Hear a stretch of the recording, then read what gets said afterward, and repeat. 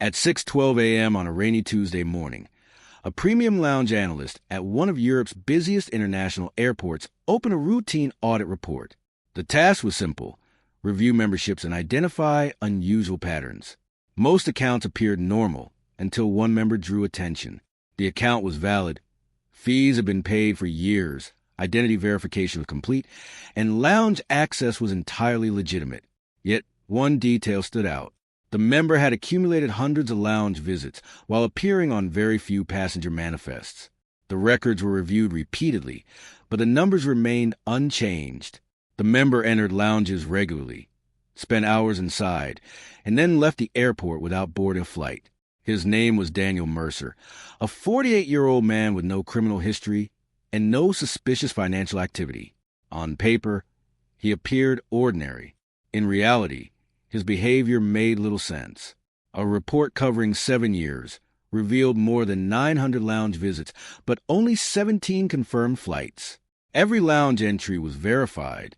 There was no fraud, no misuse of the membership, and no evidence that another person was using the account. Employees recognized Daniel immediately. Lounge attendants, baristas, and reception staff all described him as a familiar face.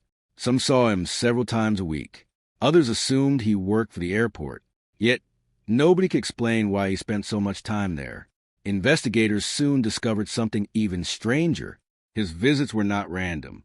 Many occurred on the same dates every year, at the same times and in the same locations. Initially, authorities suspected canceled bookings, business travel irregularities, or a loyalty program loophole. However, surveillance footage showed a different picture. Daniel followed a predictable routine. He arrived calmly, checked into a lounge, selected a seat overlooking the terminal or runway, wrote in notebooks, read documents, and watched aircraft for hours before leaving. Investigators considered several theories. Some suspected corporate espionage. Others believed he was exploiting premium facilities. Another theory suggested a psychological fixation on airports. Yet evidence failed to support any of them. As investigators interviewed airport employees, unusual memories emerged. Daniel often asked about demolished hallways, old gate areas, and sections of the terminal that no longer existed. These questions sounded less like those of a traveler, and more like someone searching for a forgotten piece of history. Then investigators discovered that many of his visits coincided with the anniversary of a largely forgotten airport incident from years earlier. The inquiry expanded to include airline investigators, airport security personnel, financial analysts, journalists, and digital forensic specialists. Financial records revealed that Daniel frequently purchased refundable airline tickets only to cancel them before departure, often accepting penalties. Journalists uncovered references linking him to airport hotels, observation decks, and cafes overlooking the runways. His connection to the airport extended far beyond lounge access. Security reviews also revealed that he repeatedly visited areas near an abandoned concourse.